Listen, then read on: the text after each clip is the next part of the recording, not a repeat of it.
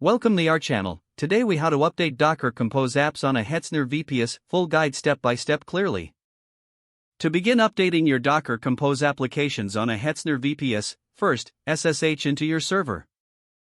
Use the command SSH username at your server IP, replacing username with your actual username and your server IP with your server's IP address. Once logged in, navigate to the directory where your Docker Compose file is located. You can use the cd command followed by the path to your project folder.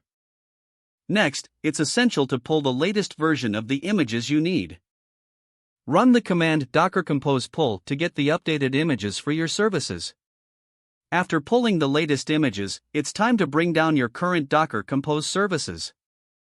Use the command docker compose down to stop and remove those services safely. Now, it's time to start your services again with the updated images. Run the command docker compose upd to launch your applications in detached mode.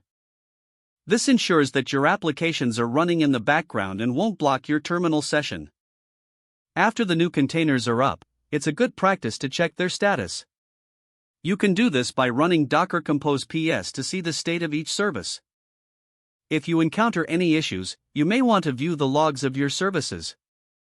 Use Docker Compose logs to inspect the output and troubleshoot if necessary. For any database migrations or additional scripts, consult your app's documentation as needed. Lastly, consider cleaning up unused images and containers to free up space. You can run Docker System Prune to remove any dangling resources safely. Now you have successfully updated your Docker Compose apps on your Hetzner VPS. If the page does not load, refresh the browser or try again in a private or incognito window. Make sure you are using the correct email address, then retype it carefully to avoid small typos. If your password is not accepted, use the reset option and create a new strong password you can remember. Check your spam folder for verification or security emails, then complete any requested confirmation steps.